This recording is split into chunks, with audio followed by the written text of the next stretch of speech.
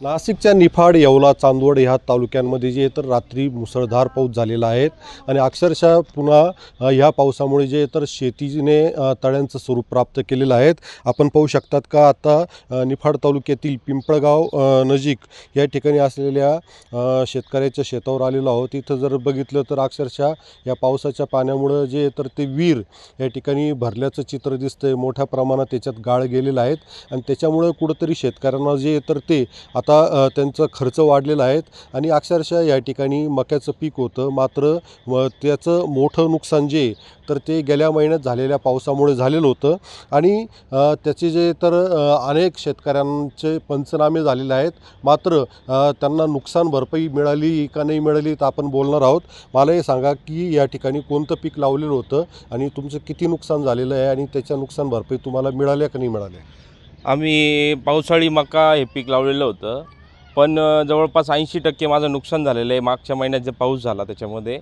पण मग सरकारने सगळं हे केलं, पंचनामे केले, सर्व केलं। दिवाळी आधी तुम्हाला मदत जाहीर करू असं सांगितलं, पण अद्यापही दिवाळी होऊन 5-6 दिवस झाले, अजूनही आमच्या खात्यामध्ये काही पैसे जमा झालेले नाही, काही मदत मिळालेली नाही आहे।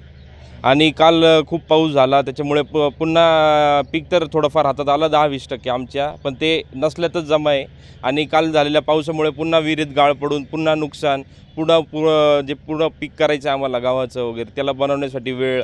आणि आता हा वापसा कधी होणार आहे, शेत कोरडं कधी होणार, वावर तयार कधी करणार, सगळे प्रश्न आता डोळ्यापुढे उभे राहिले। आता शेती करावी का नाही करावी हा प्रश्न आहे का, आता शेतकऱ्यांनी पुढचा काय निर्णय घ्यावा ते शेतकऱ्याला समजत नाही आहे। एकंदरीत पाहता राज्य शासनाने दिवाळीच्या अगोदर नुकसान भरपाईची तर ती खात्यावर टाकण्याचं शेतकऱ्यांना आश्वासन दिलेलं होतं, मात्र दिवाळी उलटून 5-6 दिवस झालेले आहेत आणि अद्यापही नुकसान भरपाईचे पैसे आलेले नाही आहे। आणि आता ह्या सततच्या पावसामुळे शेती करावी की नाही करावी असा प्रश्न आता ह्या तरुण शेतकऱ्यासमोर उभा राहिला आहे। उमेश पारिक, TV9 मराठी, पिंपळगाव, नाशिक।